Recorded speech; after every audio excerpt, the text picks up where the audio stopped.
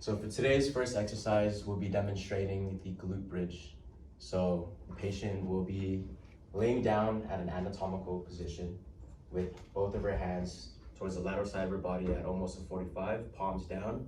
The knee will come up to the chest at a slight 45 as well, both legs. And this will be the starting phase. At the start of our execution phase, we'll be engaging our core as well as our pelvis and our hamstrings and glutes, and we will be thrusting up, contracting. At the top of the position, we return slowly back down to the starting position, and the Erector Spinae will be lengthening or shortening at the top as our concentric contraction, and at the bottom starting position, we return to the eccentric contraction starting position. And the isometric muscles involved in this would be the glutes, hams, quads, and the rectus abdominis.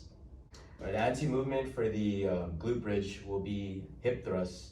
So since our ultimate goal is for strength, a hip thrust will be a better movement in this situation, as we can get a better range of motion as well as a heavier load. So in order to do this, everything will be the same as far as the starting position and the execution and the final resting position.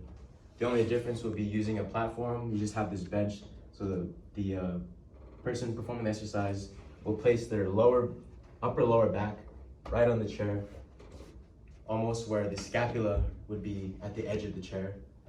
So more down here.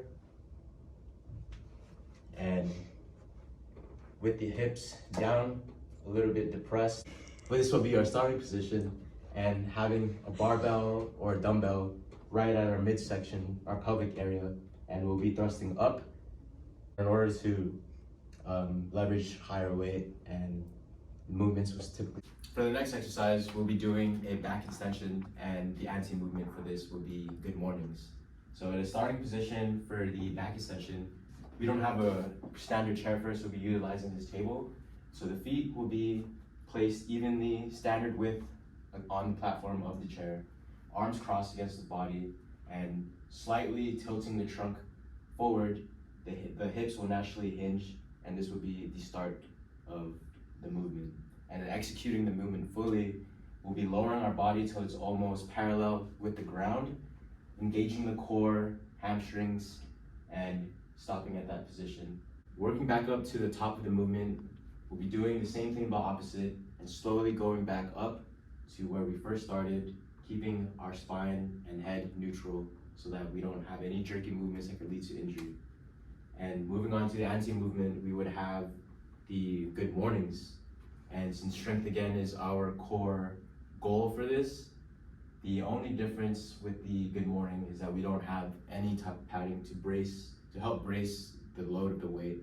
So we'll have a barbell almost similar to the start of a squat, and it'll be a natural hinge backwards. The pelvis would tilt back, and keeping the body, everything aligned, trying to keep the legs at a slight bend, but not bending the knees fully. We'll have the most of the contraction back here at the Erector Spinae muscles, and slowly going back up to the top of the movement will be the finish of the exercise. Okay, so for the next exercise, we're going to be doing a wood chop, and this is basically an exercise targeting your core, back, and your arms. You can use a lightweight dumbbell or medicine ball if you're a beginner. So basically what you're going to do is you're going to hold the weight overhead with your arms straight, and then you're going to rotate the hips to the left when bringing the dumbbell and the ball down to the outside of the left knee. Perfect. And then you're going to twist your trunk back towards the right side, keeping your arms straight, mimicking a chopping motion. Perfect. And then the muscles targeted in this exercise are the internal and external obliques that help with the twisting and rotational movement of the torso. And then the rectus and transverse abdominis, which stabilize the core and support in the twisting motion as well. And then you have the glutes that stabilize the hips and the lower body during the movement, and then the lower back, which supports the spine and prevents extensive twisting.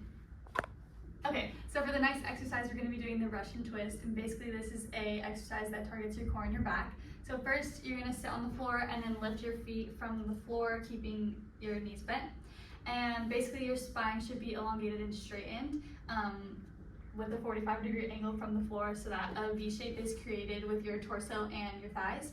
Then you're going to clasp your hands together and then use the abdominals to twist from side to side. So right, back to the center, to the left, perfect.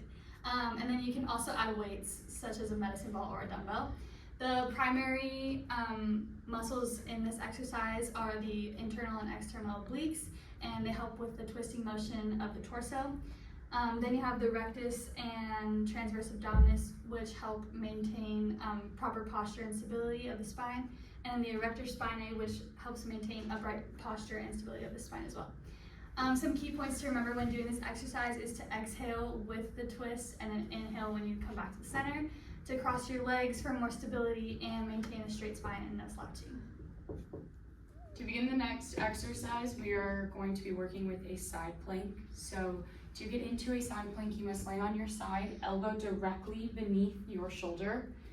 Then to start the exercise, you will lift your hips, contracting your gluteus maximus and minimus to maintain pelvic and hip alignment, keeping a straight line in your body and your core engaged. This exercise trains the internal and external obliques, as well as the transverse abdominis, erector spinae muscles, and the quadratus lumborum.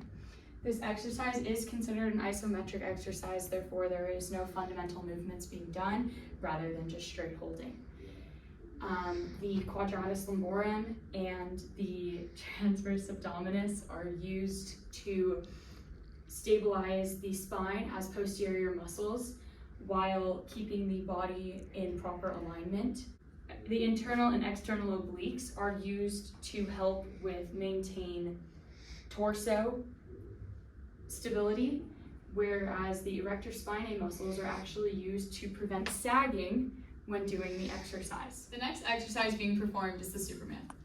This skill trains the erector spinae muscle alongside the latissimus dorsi, rhomboids, trapezius, and serratus posterior inferior. The gluteus maximus is also contracted in the skill as the legs are being lifted upward.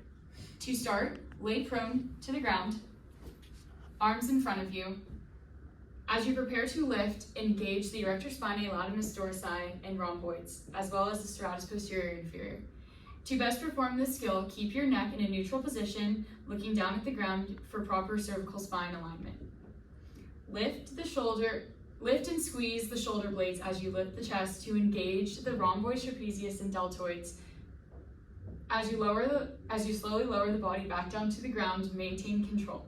This is an effective way to strengthen the muscles and the posterior muscles on the spine, as well as engaging the core. Okay, to begin a sit-up, you must lay flat on your back with your knees flexed so your feet can be flat on the ground, in which they will stay for the whole exercise. Next, sit-ups are a core muscle, thus your arms can be in any position. For this exercise, we're going to have them across the chest. And then you're going to be moving yourself up one vertebra at a time until you are in a full sit-up position off the ground. And you should feel contraction in your abdominal muscles. These abdominal muscles including the iliopsoas that are actively engaged to lift your upper body to the ground and flex your hips during the sit-up. The internal and external oblique muscles are actively engaged, which are located on the sides of your abdomen, and they help stabilize the torsos and prevent excessive twisting during the sit-up.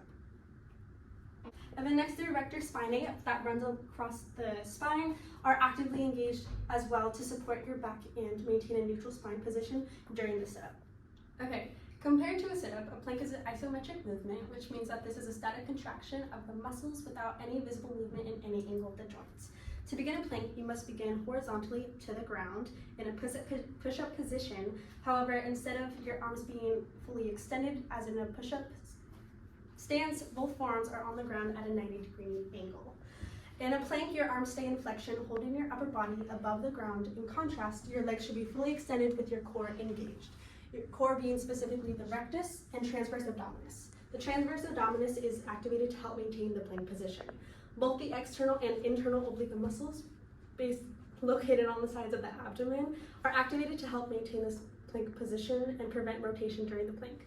Lastly, the Erector Spinae is also activated along the spine and is engaged to support your back and stay in that neutral plank position. Your ankles should be in dorsiflexion as well as keeping your body off the floor, and your torso should be straight as possible throughout the entire exercise.